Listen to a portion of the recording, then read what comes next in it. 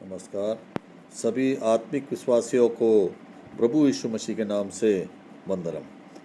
साथियों, आज हमारा जो महान उपवास का 7वां दिन का उपलक्ष्य में हम आज उपस्थित हुए हैं। सब आज उसमें सबको उसमें स्वागत है। और उस महान 7वें दिन के उपलक्ष्य में जो हम लोगों को जो वचन हम लोग को दिया गया है, जो हमारे सामने आया है, वह है लूका की पुस्तक 5वां अध्याय 12 से लेके 16 तक के पद है, जिसमें कोढ़ के रोगी को चंगा करने के विषय में उसमें कहा गया है। साथियों, लूका की पुस्तक 5वां अध्याय 12 से लेके 16 तक के पदों को आज हम देखते हैं। यह एक ऐतिहासिक पद है। आपको मालूम है कि यहाँ पे एक कोढ़ी को प्रभु यीशु मसीह ने कैसे चंगा किया है, इस विषय पर हम लोगों को आज हम देखते हैं। हमें ये देखने को मिलता है साथियों कि जो आज शारीरिक बीमारियाँ हमारे जो कई प्रकार के हैं, लेकिन पुराने ज़माने में यहूदी लोगों को जब ये कोढ़ होता था तो उसको धार्मिक रूप से उसको लेते थे। शारीरिक बीमारी से भी ज़्यादा वो धार्मिक अशुद्धता की बीमारी के रूप में माना जाता था।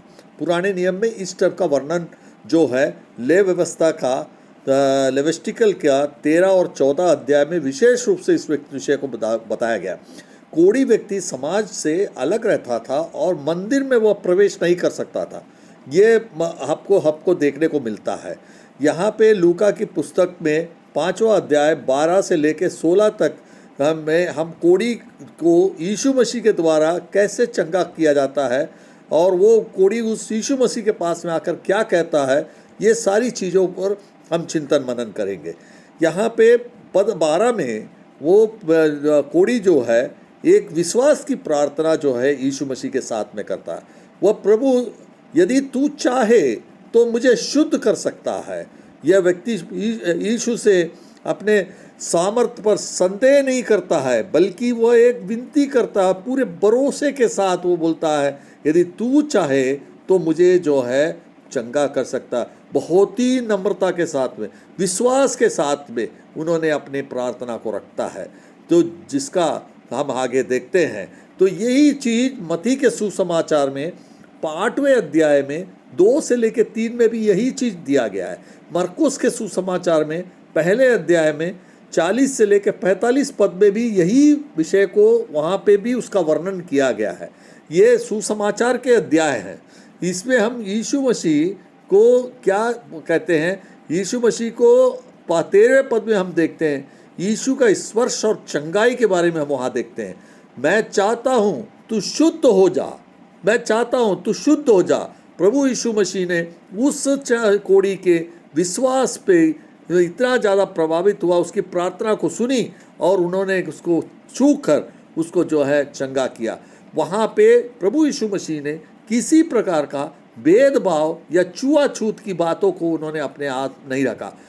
उसने उसको छुआ, और वो जो कि उस जमाने में धार्मिक परंपराओं के विरुद्ध जरूर थी, लेकिन उन्होंने उस नियम को तोड़ते हुए, उस धार्मिक और सामाजिक परंपराओं को तोड़ते हुए उन्होंने उस व्यक्ति को छू कर उन्होंने उसको चंगा किया। यह यहूदियों के लिए एक आश्चर्यजनक बात है और व्यवस्था के विरुद्ध में थी। यह हमें यह दिखाता है कि परमेश्वर हम लोगों से कितना प्रेम करता है। वो उस प्रेम में इस सामाजिक व्यवस्थाओं की दीवार का कोई मायने नहीं रखता है। हम चाहते हैं चंगाई तुरंत हुई उस व्यक्ति को, और वह दिव्य सामर्थ्य को वहाँ पे हमको प्रदर्शित किया गया। हमें ये देखने को मिला कि वो उसकी दिव्य सामर्थ्य हुआ। आज हमारे जीवन में भी इसी प्रकार की कुष्ठ की पाप के कुष्ठ हमारे जीवन में है। आज प्रभु यीशु मसीह हमें छूना चाहता है और हमें कहता है कि तू शुद्ध हो जा, तू शुद्ध हो जा। आज ये महान पर्व 7वें दिन के पर्व में हमें अपने हाथों से छू कर हमें छू रहा है। प्रभु यीशु मसीह स्वर्ग से हमारे पवित्र आत्मा के माध्यम से हमें छू रहा है कि और कह रहा है कि तू शुद्ध हो जा। आज हमें शुद्ध होने का अवसर प्राप्त हुआ है। हम उस अवसर को विनती के साथ प्रभु यीशु मसीह से हमें नम्रता के साथ हमें मांगना है, प्रार्थना करना है कि प्रभु यदि तू चाहे तो हमें शुद्ध कर दे, तू चाहे तो हमें जो पाप से मुक्ति दिला दे, तू चाहे तो हमारे सारे अधर्म को तू उससे शुद्ध कर दे। ये सारी चीज़ जो है प्रभु यीशु मसीह ने हमें उदाहरण के तौर पे यशायाह की पुस्तक 53वां अध्याय 4 अध्याय में हमें ये क्या देखने को मिलता है, उस विषय पे हम थोड़ा सा हम देखेंगे उस वचन को। 53वें अध्याय के 4 शब्द में लिखा है, निश्चय उसने हमारे रोगों को सह लिया है और हम हमारे ही दुखों को उठा लिया, तो भी हमने उसे परमेश्वर का मारा कूटा और दुर्दशा में पड़ा हुआ समझा। आपको मालूम है प्रभु यीशु मसीह के बारे में यशायाह के द्वारा भविष्यवाणी की गई थी। उन्होंने वो पूर्व में ही भविष्यवाणी कर दी कि प्रभु यीशु मसीह को जब मारा कूटा गया तो ये हम लोगों में कई लोग ये समझ बैठे कि जो है प्रभु यीशु मसीह को जो है उनके पापों के कारण से उनको मारा कूटा गया, परमेश्वर के द्वारा मारा। नहीं साथियों, ऐसा नहीं। वो हमारे पापों के लिए, हमारे तो जो अधर्म के लिए उन्होंने जो है जो उस समय क्रूस के बलिदान में चढ़ने के लिए उन्होंने जो है अपने आप को स्वयं को उनको समर्पित कर देते हैं और वैसा वो मारा कूटा जाता है। तो यह जो है हमारे पापों और दुखों के लिए उन्होंने मार खाई और कूटा गया। ये तमाम चीज़ें हमको इस यशायाह की पुस्तक में हमको देखने को मिलता है। इसी प्रकार भजन संहिता 103 में हमको क्या देखने को मिलता है कि 3 के 3 पद में बोलता है, वही तो तेरे सब अधर्म को क्षमा करता है और तेरे सब रोगों को चंगा करता है। यहाँ पे दाऊद जो अपनी भजन में यह कहता है, परमेश्वर का प्रेम इतना अपार है कि वो हमें सारे अधर्म से क्षमा कर देता है। हम जब प्रार्थना करते हैं तो हमारे सारे अधर्म का रोगों को से मुक्त कर देता है। तो ये हमको देखने को मिलता है साथियों। यहाँ पे हमारे जीवन में भी ऐसा ही, हमारे जीवन में बहुत सारे कार्य, हमारे आश्चर्यजनक कार्य होते हैं। बशर्ते है कि हम खुले हृदय से, मन से हम अपने मन को, कुष्ठ को, पाप रूपी कुष्ठ को हमें दूर करना पड़ेगा। उसके लिए हमें प्रार्थना करनी पड़ेगी। अगला पॉइंट हम देखते हैं, याजक को दिखाने की आज्ञा के रूप में हम देखते हैं।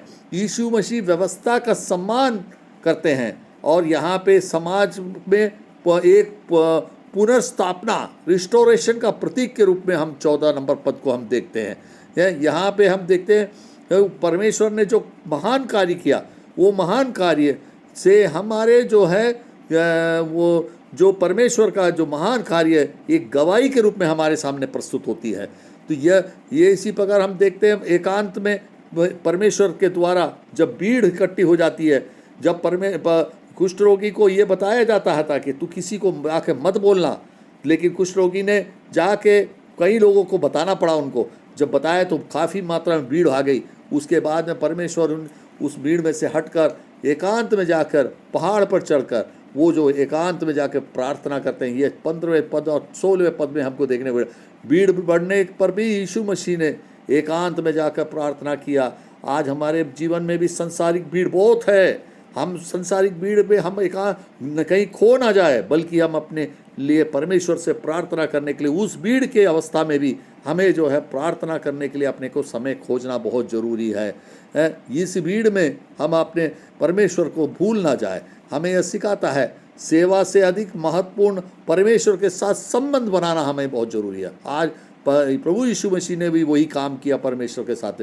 वो हमें सिखाता है कि हम कितना भी भीड़ हो, कितनी भी हमारी व्यस्तता हो, कितनी भी हमारी जीवन में तकलीफ हो, हमें जो है अपने परमेश्वर के लिए संबंध बनाने के लिए प्रार्थना करना बहुत अति आवश्यक है। हम यहाँ देखते हैं मरकोस के सुसमाचार 1 अध्याय के 35वें वाक्य में हम क्या देखते हैं साथियों। यहाँ पे हमें देखने को मिलता है कि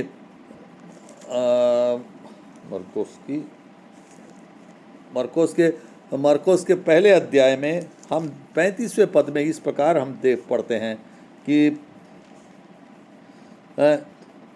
भोर के दिन निकलने से बहुत पहले वह उठकर निकला और जंगली स्थान में गया और वहाँ प्रार्थना करने लगा। हमारे प्रभु यीशु मसीह एकांत में जाकर प्रार्थना करने की उनकी परंपरा रही है। वही परंपरा हमको भी अनुकरण करना है। आज हमारे जीवन में भी उसको लागू करना बहुत ज़रूरी है। और उसी तरह मत्ती के शुभ समाचार 14वें अध्याय के 23वें पद में भी हमें यह सिखाता है। वह लोगों को विदा करके प्रार्थना करने के लिए अलग पहाड़ पर चला गया और सांझ को वह वहाँ अकेला था। यह हमारे प्रभु यीशु मसीह ने प्रार्थना करने के लिए अपने आप में सब व्यस्तता के बीच में प्रभु यीशु मसीह से प्रार्थना करके उनके संबंध बनाते थे। वही संबंध आज हमें भी बनाना बहुत ही आवश्यक है। साथियों, हम देखते हैं इसमें हमको इस पदों से हमको क्या लाभ मिल रहा है, हमको देखना। इसमें जो प्रभु यीशु मसीह विश्वास लाने के लिए कहता है, विश्वास के साथ में यीशु ने हमें उसके लायक सक्षम बनाया है। हम उस विश्वास को लाइए और यीशु मसीह में सक्षम होइए, तब जाके हम यहोवा के साथ हमारा संबंध बन सकता है। यीशु मसीह जो है अशुद्धता में रहने वाले पापी को भी वो स्वीकार करते हैं और उनको चंगाई, उनका जो शारीरिक रूप से अकेला नहीं, उनको सामाजिक और आत्मिक रूप से भी उसे शुद्ध करते हैं। तो ये चीज़ हमको देखने को मिलता है यहाँ पे। हम ये भी देखते हैं सेवा के बीच में, प्रत्येक सेवा की व्यस्तता के बीच में भी प्रभु यीशु मसीह ने प्रार्थना करना छोड़ा नहीं। आज हम में भी कितनी भी व्यस्तता रहे, कोई भी समस्या रहे, कोई भी कठिनाई रहे, कोई भी परेशानियाँ रहे, लेकिन प्रार्थना करना नहीं छोड़ना भाइयों। और यही हम लोगों को आज ये पद सिखाता है। हम इस महान उपवास में 7वें दिन में कि इस पद का क्या महत्व है, इस पर भी हम जो आत्म परीक्षण करेंगे, अब उसके बारे में हम चिंतन मनन कर सकते हैं। तो इसमें हम देखते हैं, हम अपने आत्म परीक्षण करके पश्चाताप और प्रार्थना का समय हम निकाल कर ये 7वें दिन के ये महान उपवास में से हम अपने आत्म शुद्धि का प्रतीक के रूप में हम इसको मानते हैं। इस पद को जैसे कोढ़ी शुद्ध हुआ, वैसे ही और हम भी पाप से शुद्ध हो सकते हैं। हमें भी उसी प्रकार कोढ़ी के रूप में ही अपने दुख और अशुद्धि अपने मन में जो है कोढ़ रूपी अशुद्धियाँ हैं, उस रूप से हमें शुद्ध होना बहुत ज़रूरी है। हम यहाँ देखते हैं वचन यूहन्ना की किताब 1 यूहन्ना पहला पद और 9वें पद में हमको देखने को मिलता है। एक 1 यूहन्ना पहला अध्याय में 9वें पद में हम ये इस प्रकार देखते हैं कि यह लिखता है, यदि हम अपने पापों को मान ले तो वह हमारे पापों को क्षमा करने और हमारे सब अधर्म से शुद्ध करने में विश्वास योग्य और धर्मी है। हमें पाप को मानना है। हमको पाप को करने के बाद पाप को नहीं मानेंगे तो हमारा पाप शुद्ध नहीं होगा, हम उसके विश्वास योग्य और धर्मी नहीं कहलाए जाएंगे। हमें पाप से मानना बहुत ज़रूरी है। ये जिस प्रकार एक कोढ़ी अपने आप को कोढ़ी मानते हुए उन्होंने उससे नम्रता कर से प्रार्थना करता है कि भाई तू चाहे तो मुझे शुद्ध कर ले, वैसी हमें अपनी प्रार्थना को मेंटेन करना है और हमें भी उसको उसी हिसाब से करना है। भजन संहिता 51 का 10 में आपको हम लोग को सुपरिचित वचन है कि क्या बोलता है, हे परमेश्वर मेरे अंदर शुद्ध मन उत्पन्न कर और मेरे भीतर स्थिर आत्मा नए सिरे से उत्पन्न कर। यह दाऊद का पश्चाताप का प्रार्थना है। हमें भी उसी पश्चाताप के प्रार्थना को हमें हमेशा दिखाना जरूरी है। हम यहाँ पे देखते हैं साथियों कि हम एकांत प्रार्थना का हमारे जीवन में क्या उद्देश्य है। उपवास केवल भोजन त्याग करना नहीं है साथियों, बल्कि परमेश्वर के निकट आना है हमारे लिए जीवन में बहुत महत्वपूर्ण है। हम योएल की किताब में हम देखते हैं कि दूसरे अध्याय में और दूसरे अध्याय में 12वें पद में हमने इस प्रकार देखे हैं, तो पश्चाताप करने का आह्वान हमें वहाँ दिया जाता है कि तो भी यहोवा की यह वाणी है, अभी भी सुनो, उपवास के साथ रोते पीटते अपने पूरे मन से फिर कर मेरे पास आओ। यह उपवास के साथ आप रोते पीटते अपने सभी सच्चे मन से अपने पीटते हुए मेरे पास आओ, मैं तुम्हें पश्चाताप को लिए मैं तुम्हें पाप से छुटकारा दूंगा। यह योएल की किताब में हमें विशेष रूप से आह्वान कर रहा है। आज हमें वही हमारे जीवन में उतारना है। हम पुनर्स्थापना और गवाही के रूप में भी हम इसको देख सकते हैं कि जैसे कोढ़ी समाज में लौटा और एक पुनर्स्थापना होता है उसका, वो अपनी गवाही देता है उस पुनर्स्थापना को, वैसे आज हमें भी पुनर्स्थापना होना है। अपने पापों को, आंतरिक पापों को हमको दूर करके हम समाज के बीच में गवाही बने और सबको गवाही दे कि परमेश्वर मुझे तूने स्थापित किया है और मैंने अपने पापों से मुक्त पा लिया है और पापों से मैं छुटकारा पा लिया। ये मुझे आज जो है समाज के बीच में, कलीसिया के बीच में मुझे बोलने का अवसर प्रदान होना चाहिए, जो और मैं जाके वहाँ पर बोल सकूँ, ताकि जो है मैं अन्य लोग भी ये चीज़ों को अनुकरण कर सके। आज हमें इस प्रकार से हमें परमेश्वर सिखाता है कि हम जो है 1-2 कुरिन्थियों 5:17 में हमें यही देखने को मिलता है कि हम जो है ये बोलता है कि इसलिए यदि कोई मसीह में है तो वह नई सृष्टि है, पुरानी बातें बीत गई, देखो हम सब बातें नई हो गई। आज हम जब पाप से मुक्त हो जाते हैं, छुटकारे में हो जाते हैं, उद्धार पा लेते हैं, तो हम मसीह में हो जाते हैं और मसीह में जब हो जाते हैं तो हमारी नई सृष्टि के रूप में हम अपने शरीर को और आत्मा को बना लेते हैं। यही हमें यहाँ पे सिखाता है। हमारे जीवन में व्यवहारिक महत्व बहुत है कि यदि हम पाप और अपराध बोध और असफलता में रहे तो यीशु मसीह हमें छू कर बदल सकता है। यदि हम सच्चे मन से हम अगर अपराध बोध करते हैं तो जरूर यीशु मसीह अपनी पवित्र आत्मा के माध्यम से हमें छूने को तैयार बैठा है और वो हमें छुएगा और निश्चित रूप से छू कर हमें जो है पाप से मुक्ति दिलाएगा। इसलिए हम सबको सच्चे मन से प्रार्थना करते हुए पवित्र आत्मा के माध्यम से हमें छूने के लिए हमको तैयार खड़े रहना है। आज ये पवित्र महान जो हमारा उपवास का दिन हमारे लिए वो सब उपयोगी बन सके, ये हमें देखना है। ये आज समाज में हमें टुकरा सकता है लेकिन मसीह हमें टुकराएगा नहीं। हमारे कुष्ठ को देखकर समाज हमें छोड़ देगा लेकिन मसीह हमको उस पाप से होने के बाद भी हमें नहीं छोड़ता। व्यस्त जीवन में भी हमें एकांत में प्रार्थना करना बहुत और उसके लिए समय ढूंढना हमारा कर्तव्य बनता है। उपवास हमारे बाहरी जीवन को नहीं बल्कि हमारे भीतरी शुद्धता को परिवर्तित करने को सिखाता है। हम इसको यही समझ सकते हैं इस विषय में हम समझ सकते हैं कि मेरा जो मैं ये चाहता हूँ कि हम ये कहेंगे कि चाहता हूँ कि यीशु मसीह कहता है तू शुद्ध हो जा, तू शुद्ध हो ताकि मैं तेरे को छू सकूं, तू शुद्ध हो। आज समस्या हमारे भीतर में कोढ़ के रूप में पाप का प्रतीक है, जो हम पाप हमारे भीतर में लेकर हम लोग चलते हैं। यीशु मसीह का स्पर्श हमारे लिए आज की तारीख में समाधान है। यीशु मसीह हमें छुएगा, निश्चित रूप से ये समाधान हमें मिलेगा। हम पर इसका प्रत्यक्ष प्रमाण यह है कि वो कोढ़ी जिस ढंग से परिवर्तित हुआ, वैसे ही आज हमारे हृदय में यीशु मसीह छूते ही साथ हम परिवर्तित हो जाएंगे और हमारा ये प्रमाण हमारे सामने दिखाएगा।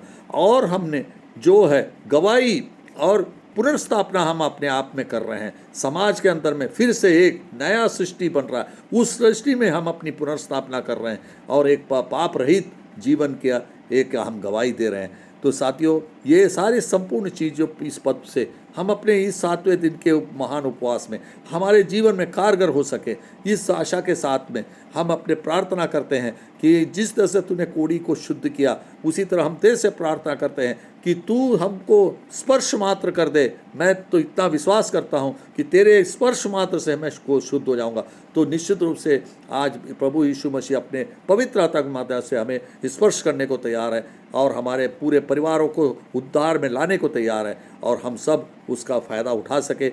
यही आशा के साथ मैं अपनी वाणी पर विराम देता हूँ। God bless to all.